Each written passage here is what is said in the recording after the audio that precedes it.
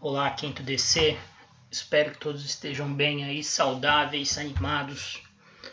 Estamos concluindo nosso semestre.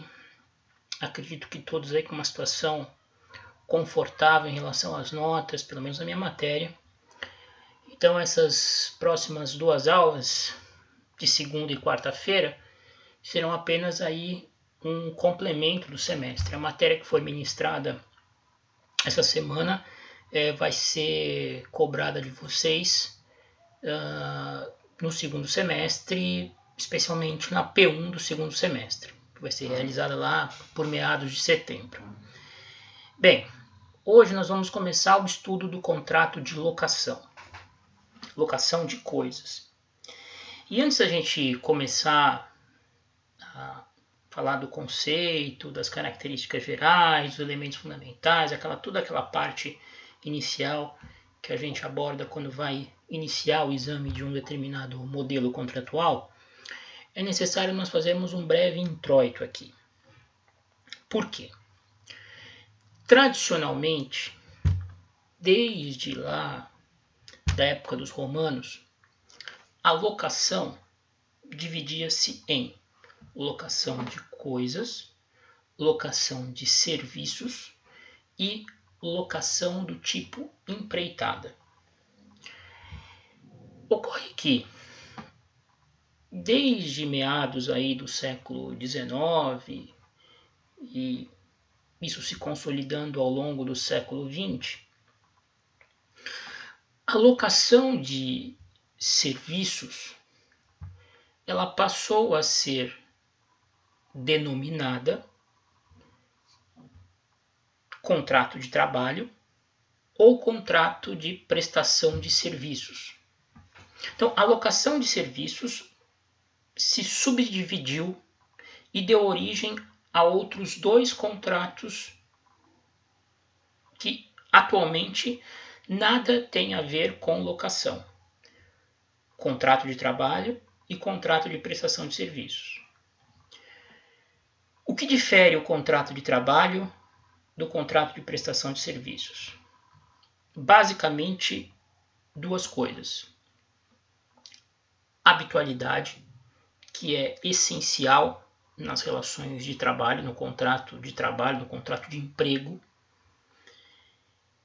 e a subordinação, né, que é mais presente nos contratos de trabalho. Vocês, evidentemente, vão estudar os contratos de trabalho e os contratos de prestação de serviços na disciplina Direito do Trabalho.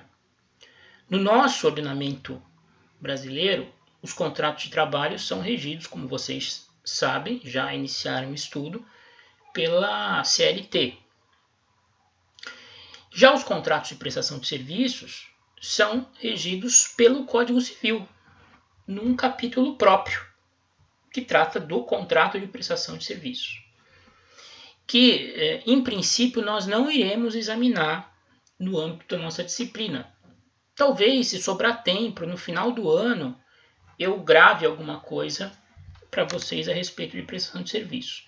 Isso porque essa parte do Código Civil acaba tratando de um tema que constitui objeto de análise hoje do direito do trabalho, que possivelmente, se já não estudaram, ainda vão estudar no âmbito da disciplina de direito do trabalho. E por último, como terceira modalidade de locação clássica, nós tínhamos a locação de empreitada. A empreitada também, ao longo aí dos últimos 2 séculos, acabou ganhando uma configuração própria e tornou-se uma modalidade contratual específica, né? Por meio de um contrato de empreitada, alguém ajusta com outrem a realização de uma determinada obra específica, de uma construção específica, e essa empreitada pode incluir ou não o fornecimento de materiais. Também a empreitada tem um capítulo todo à parte no Código Civil que nós iremos examinar no segundo semestre. tá certo? Outro ponto importante. As disposições do Código Civil que tratam da locação de coisas, que hoje é a única modalidade de locação existente no direito, locação de coisas, não se aplica, as disposições do Código Civil que tratam da locação de coisas não se aplicam às locações de coisas imóveis situadas em zona urbana. Locações de imóveis situados em zona urbana são objeto de tratamento por uma lei especial, a Lei 8.245 de 91, que é uma lei que nós vamos estudar a miúde. Nosso primeiro tema no próximo semestre vai ser estudar a Lei 8.245 de 91. E eu faço questão de dedicar um bom tempo, uma boa quantidade de aulas para o exame da Lei 8.245 de 91, porque a locação de prédios urbanos, entre as diversas modalidades de locação de coisas, é aquela que tem maior incidência prática.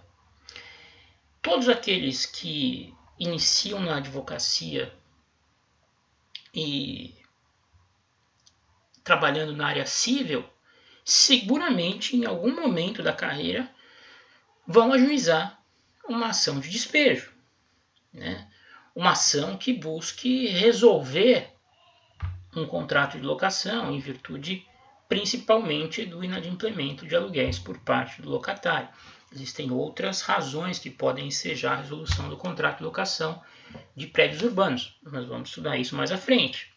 Mas o inadimplemento é a mais frequente. Além disso, a lei de locações de imóveis urbanos prevê algumas outras ações que são muito recorrentes em várias cíveis. Ações revisionais de aluguel, ações consignatórias de aluguel, ações de despejo pelas mais variadas razões. Enfim, é um negócio jurídico, a locação de imóveis urbanos, de extrema relevância e incidência prática. Daí nós nos dedicarmos com afinco no exame dos dispositivos mais importantes da Lei 8.245, que tem aí por volta de 60 a 80 artigos, alguma coisa assim. É uma lei relativamente extensa. Bom, dito tudo isso, nós precisamos identificar o que estamos estudando ao examinar os dispositivos do Código Civil que cuidam da locação de coisas. O tema no Código Civil encontra-se regulamentado entre os artigos 565 e 578. Então aí são cerca de 13 artigos para ser mais preciso, que tratam da locação de coisas. Vale para locações de coisas móveis, veículos, máquinas, objetos para adorno em festas, enfim, qualquer coisa móvel que pudesse ser cedida temporariamente a alguém em troca do pagamento de um aluguel, e também para os imóveis rurais. Então, quando nós tivermos locação de imóveis rurais, o que é uma espécie de negócio não muito comum, embora exista, evidentemente, nós iremos aplicar os dispositivos do Código Civil. Tá certo? E também locações de imóveis, e aí tanto faz sejam urbanos ou rurais, pertencentes à União, Estados, Distrito Federal e municípios. A gente vai ver, quando estudar a Lei 8.245, que esse tipo de locação de imóvel urbano, que pertença a um dos nossos entes federativos não sofre incidência da Lei 8.245 de 91. São reguladas também pelo Código Civil. Tá certo? Bem, dito tudo isso, nós vamos começar, como sempre, falando do conceito de locação. E o conceito encontra-se aí enunciado pelo artigo 565 do Código Civil, que, não por coincidência, é aquele artigo que abre, né, o capítulo que cuida da locação de coisas. Vamos lá. O contrato de locação de coisas é aquele pelo qual uma das partes se obriga a ceder à outra, por tempo determinado ou não, o uso e gozo de coisa não fungível, mediante certa retribuição.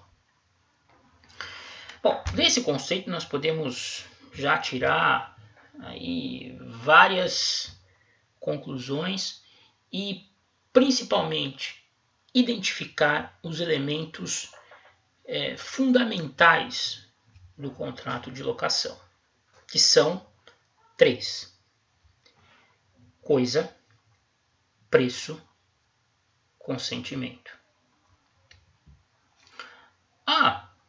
Mas não são os mesmos elementos essenciais, fundamentais da compra e venda? Sim, coincidentemente são. Só que, evidentemente, locação e compra e venda são contratos completamente distintos. Porque a locação, como o próprio conceito deixa claro, visa a cessão temporária do uso e gozo de uma coisa não fungível a alguém que, em retribuição, pagará um certo e determinado aluguel.